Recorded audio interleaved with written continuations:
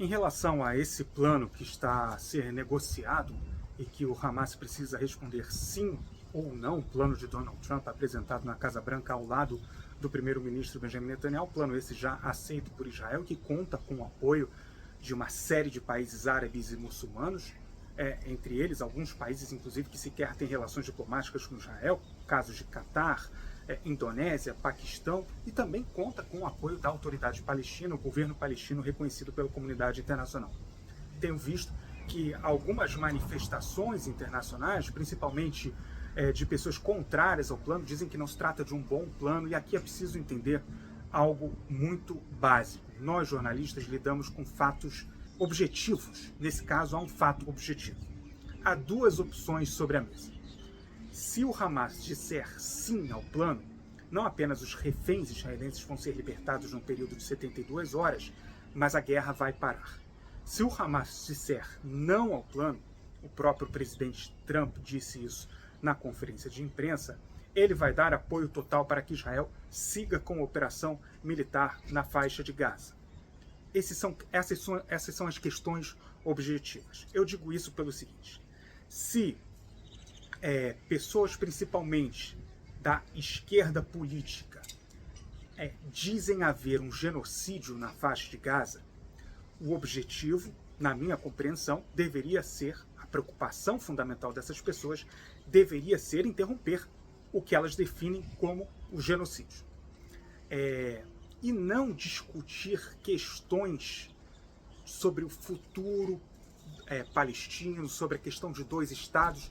Não que essas questões não sejam importantes, mas se há um genocídio em curso, como eles afirmam haver, o ponto fundamental é interromper o genocídio. São questões muito óbvias. Eu digo tudo isso também porque eu conversei com a deputada Mariana Mortágua, que é uma deputada do Bloco de Esquerda de Portugal, que está a bordo, inclusive, da flotilha a caminho da faixa de Gaza. Talvez no momento em que vocês vejam esse vídeo, a flotilha já tenha chegado, já tenha sido interceptada pela Marinha israelense e essas pessoas já estejam em território israelense a ponto de serem deportadas.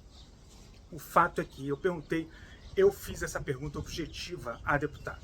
Deputada, você é a favor ou contra ao Hamas dizer sim à proposta apresentada ao plano de Donald Trump? Ela me respondeu que ela é a favor da soberania da Palestina. Depois eu fiz uma pergunta, eu insisti na pergunta justamente porque eu expliquei para ela essa questão.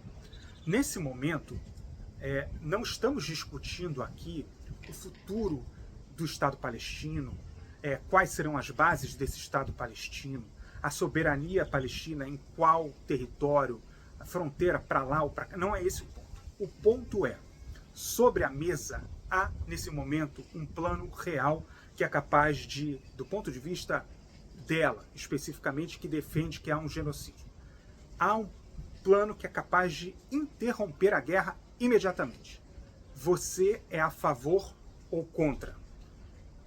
Ela não me respondeu essa pergunta, ela disse que ela é a favor de que Israel pare de cometer os crimes contra a população palestina.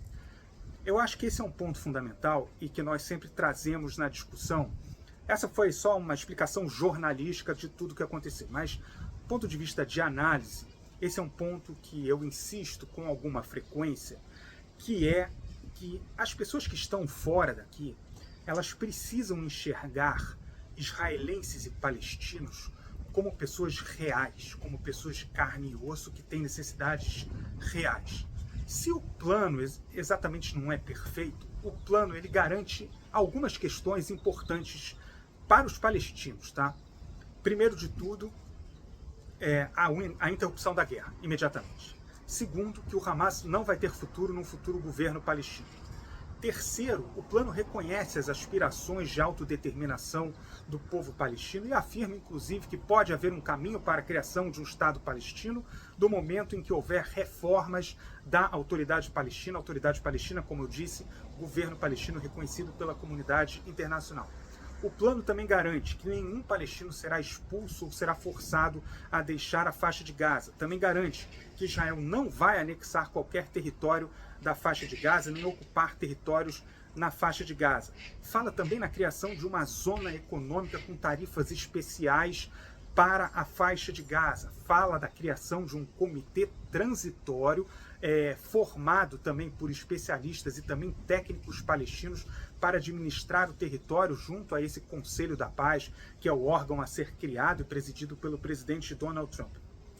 Nesse ponto, o plano pode não ser perfeito, mas ele prevê uma série de garantias práticas aos palestinos na faixa de Gaza que, na minha forma de ver, garantem um futuro melhor a quem mora na faixa de Gaza.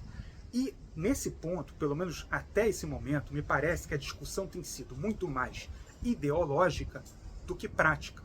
E é preciso trazer a discussão, na minha forma de ver, para uma discussão prática, para resolver os problemas imediatos, não só a libertação dos reféns israelenses, evidentemente, mas o final da guerra.